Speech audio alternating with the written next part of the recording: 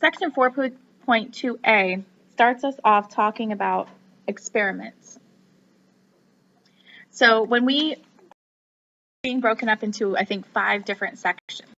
So the first thing we're going to talk about is the difference between an observational study versus an experiment. An observational study observes individuals and measures variables of interest, but does not attempt to influence the response.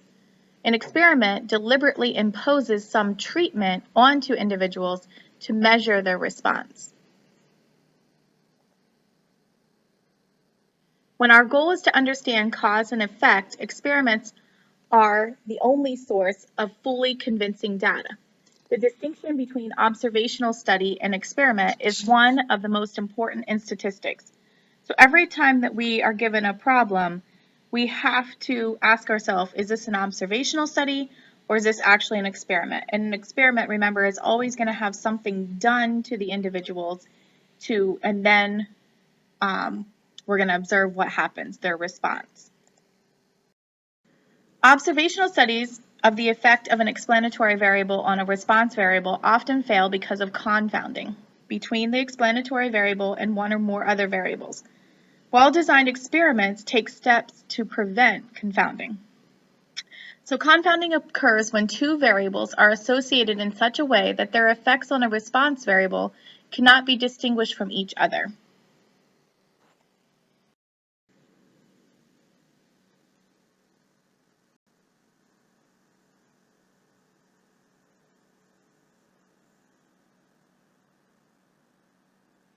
When asked if you are to identify a possible confounding variable in a setting, if you're asked this ever, you're expected to explain how the variable you chose is associated with the explanatory variable and affects the response variable. So maybe you pick something and you're saying, well, this could be the reason why such and such happened. It might not be what was actually done to the person.